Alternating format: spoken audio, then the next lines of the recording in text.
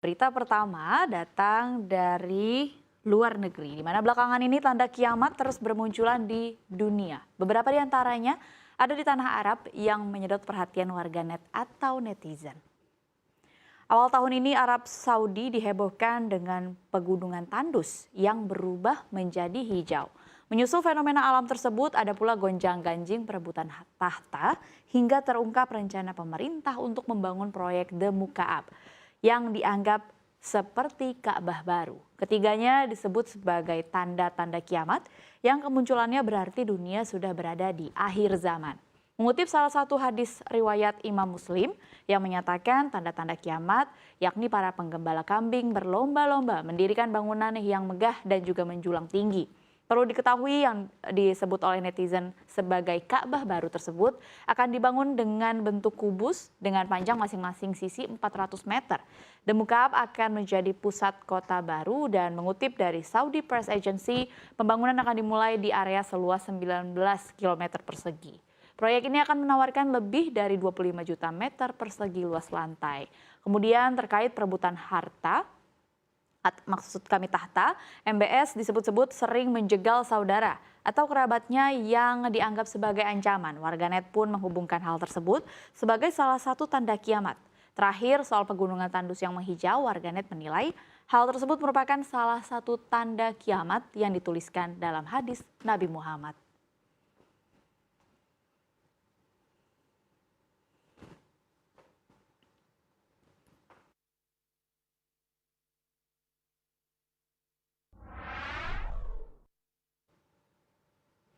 Kita lihat ke berita selanjutnya, di mana Kedutaan Besar China di Inggris mengutuk kunjungan anggota Parlemen Inggris ke Taiwan pekan ini. Dilansir dari Reuters, kantor kepresidenan Taiwan mengatakan 6 anggota parlemen dari kelompok parlemen seluruh partai Inggris Taiwan akan bertemu dengan Presiden Tsai Ing-wen di Taipei pada Senin 20 Maret. China memandang Taiwan yang diperintah secara demokratis sebagai wilayahnya sendiri dan telah meningkatkan tekanan militer, politik, dan juga ekonomi untuk menegaskan klaim tersebut. Sebuah pernyataan dari Kedutaan Besar China di London mengatakan bahwa para anggota parlemen telah bersikeras mengunjungi wilayah China di Taiwan meskipun ditentang keras oleh China. Taiwan secara teratur menjadi tuan rumah bagi anggota parlemen asing yang berkunjung yang secara rutin dikutuk oleh China.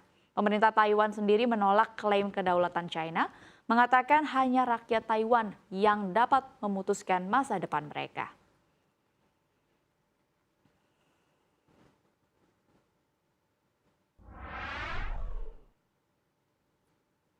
Ya, berita selanjutnya, berita terpopuler di cnbcindonesia.com yang ketiga datang dari dalam negeri, di mana pemerintah Indonesia menargetkan bahwa tanah air bisa menjadi raja. Dalam hal ini, raja produsen baterai litium terbesar ketiga di dunia pada tahun 2025 mendatang.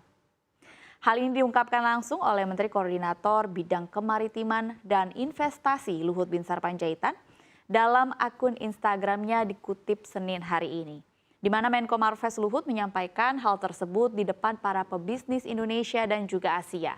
Luhut mengatakan kita akan menjadi produsen baterai litium terbesar ketiga di dunia pada tahun 2027 atau 2028 nanti. So don't look down on Indonesia, ungkap Luhut. Luhut memaparkan ada investasi senilai 31,9 miliar dolar Amerika Serikat atau sekitar 489 triliun rupiah untuk pengembangan rantai pasok industri baterai di Indonesia hingga tahun 2026 mendatang. Adapun Indonesia menarik investasi asing langsung sebesar 45,6 miliar dolar Amerika Serikat pada tahun lalu. Dan ini merupakan rekor tertinggi baru sejak tahun 2000. Luhut pun menambahkan, dengan memberlakukan larangan ekspor nikel, Indonesia memiliki kekuatan untuk menghasilkan energi hijau yang sudah dicita-citakan sejak lama. Luhut menjelaskan, Indonesia terbuka dan mempersilahkan negara-negara lain untuk berinvestasi serta membangun industri pengolahan pertambangan di dalam negeri dengan catatan bahwa kami juga punya aturan main atau regulasi yang harus mereka penuhi.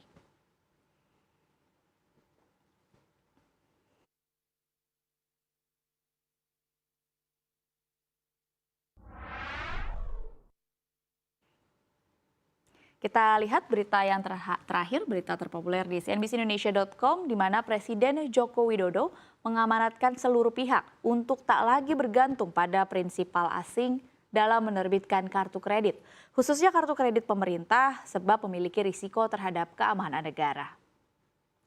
Jokowi berkaca pada peran Visa dan Mastercard saat ikut terlibat memberikan sanksi terhadap Rusia ketika berkonflik dengan Ukraina, di mana Visa dan Mastercard menutup layanannya di negara tersebut sehingga masyarakat Rusia tidak bisa menggunakan kartu kreditnya.